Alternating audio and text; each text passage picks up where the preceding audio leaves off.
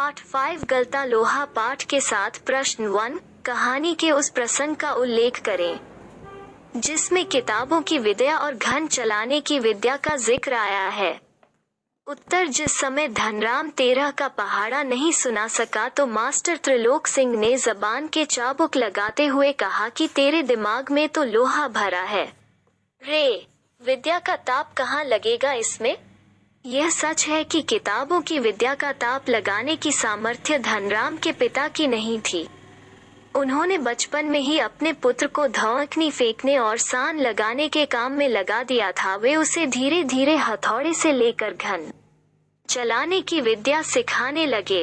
Master जी पढ़ाई करते समय छड़ी से और पिताजी मनमाने औजार हथौड़ा, छड़, हत्था जो हाथ लगे उससे पीट पीट कर सिखाते थे। इस प्रसंग में किताबों की विद्या और घन चलाने की विद्या का जिक्र आया है।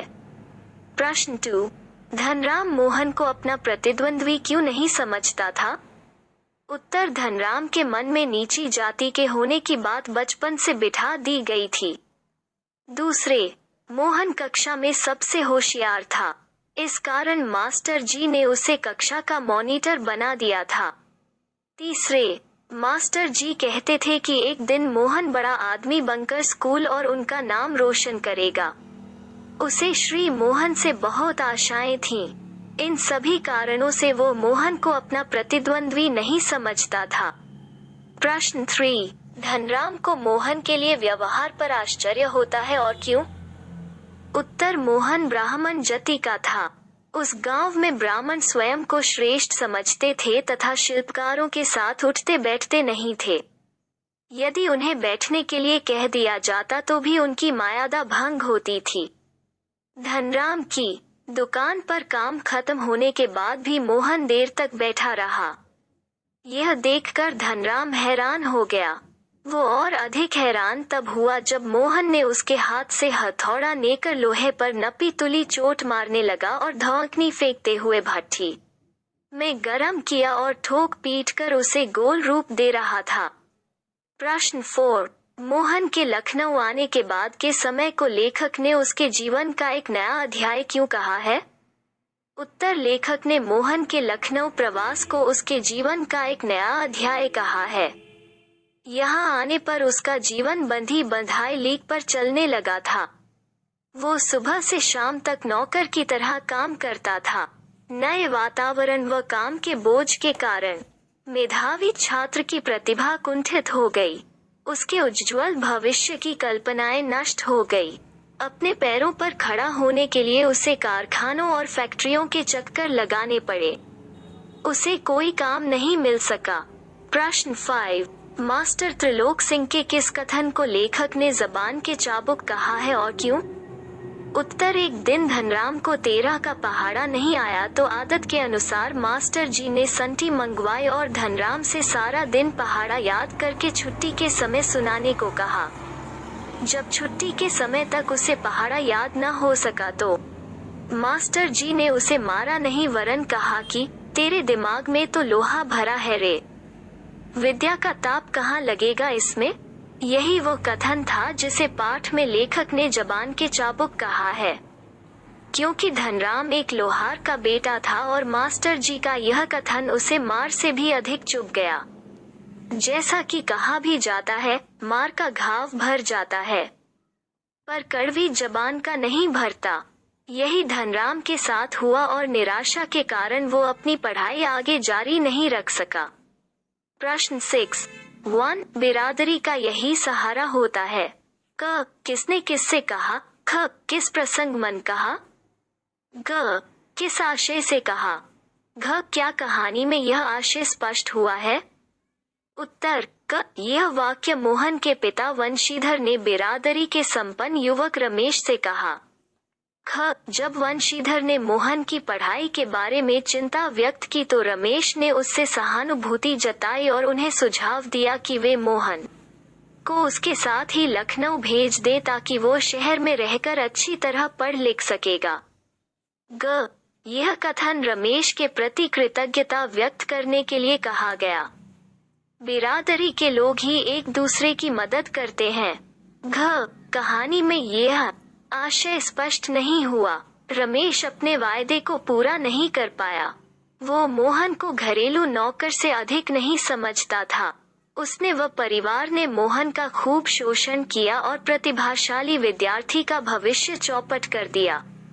अंत में उसे बेरोजगार कर घर वापस भेज दिया। तो उसकी अखियों में एक सजग की चमक थी। कहानी का यह वाक्य क किसके लिए कहा गया है? ख किस प्रसंग में कहा गया है? ग यह पात्र विशेष के किन चारित्रिक पहलुओं को उजागर करता है? उत्तर क यह वाक्य मोहन के लिए कहा गया है। ख मोहन धनराम की दुकान पर हंसुए में धार लगवाने आता है। काम पूरा हो जाने के बाद भी वो वहीं बैठा रहता है। धनराम एक मोटी लोहे की छड़ को गर्म करके उसका गोल घेरा बनाने का प्रयास कर रहा होता है, परंतु सफल नहीं हो पा रहा है। मोहन ने अपनी जाति की परवाह न करके हथौड़े से नपी तुली चोट मारकर उसे सुघड़ गोले का रूप दे दिया। अपने सधे हुए अभ्यस्त हाथों का कमाल के उपरांत उसकी आंखों में सर्जक की चमक थी। ग यह मोहन के जाति निरपेक्ष व्यवहार को बताता है। वो पुरोहित का पुत्र होने के बाद भी अपने बाल सखा धनराम के आफा पर काम करता है। यह कार्य उसकी बेरोजगारी की दशा को भी व्यक्त करता है। वो अपने मित्र से काम न होता देख उसकी मदद के लिए हाथ बढ़ा देता है और काम पूरा कर देता है। पाठ के आसपास प्रश्न 1। गांव और शहर दोनों जगहों पर चलने वाले मोहन के जीवन संघर्ष में क्या फर्क है? चर्चा करें और लिखें। उत्तर गांव में मोहन अपने लिए संघर्ष कर रहा था। दूसरे गांव की पाठशाला में जाने के लिए प्रतिदिन नदी पार करना, मन लगाकर पढ़ना, हर अध्यापक के मन में अपनी जगह बनाना, ये सारे संघर्ष वो अपना भविष्य बनाने और अपने माता पिता के सपने पूरे करने के लिए कर रहा था। लखनऊ शहर में जाकर रमेश के घर में आलू लाना, दही लाना, धोबी को कपड़े देकर आना, ये सब काम वह रमेश के परिवार के लिए कर रहा था। इससे उसका अपना भविष्य धूमिल हो गया और माता पिता के सपने टूट गए। गांव का होनहार बालक शहर में घरेलू नौकर बनकर रह गया था। इसी प्रकार के तर्क लिखकर सहपाठियों के साथ चर्चा का आयोजन किया जा सकता है। प्रश्न 2। एक अध्यापक के रूप में त्रिलोक सिंह का व्यक्तित्व आपको कैसा लगता है? अपनी समझ में उनकी खूबियों और खामियों पर विचार करें। उत्तर मास्टर त्रिलोक सिंह का व्यक्तित्व अध्यापक के रूप में ठीक ठाक लगता है। वे अच्छे अध्यापक की तरह बच्चों को लगन से पढ़ाते थे। वे किसी के सहयोग के बिना पाठशाला चलाते थे। वे अनुशासन प्रिय हैं तथा दंड के भय आदि के द्वारा बच्चों को पढ़ाते हैं। वे होशियार बच्चों के उज्जवल भविष्य की कामना करते हैं। इन सब विशेषताओं के बावजूद उनमें कमियां भी हैं। वे जातिगत भेदभाव को मानते हैं। वे विद्यार्थियों को सख्त दंड देते थे। वे मोहन से भी बच्चों की पिटाई करवाते थे। वे कमजोर बच्चों को कटु बातें बोलकर उनमें हीन भावना भरते थे। छात्रों में हीन भावना तथा भेदभाव करने का उनका तरीका अशोभनीय था। प्रश्न 3। गलत लोहा कहानी का अंत एक खास तरीके से होता है।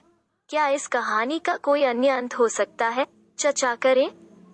उत्तर इस कहानी का अंत और कई तरीकों से हो सकता है। मोहन द्वारा गांव लौटकर झूठे मान की रक्षा के लिए कोई काम न करना और खाली बैठे रहना। मोहन के माता पिता का विद्रोह कर उठना और रमेश से झगड़ा करना। दोषारोपण करना। धनराम को देखकर मोहन का मुंह फेर लेना और बात न करना। मोहन द्वारा एक छोटा कारखाना खोलकर ग्रामीण लड़कों को हाथ का हुनर सिखाना। इसके अतिरिक्त भी कहानी के अनेक अंत और तरीके हो सकते हैं।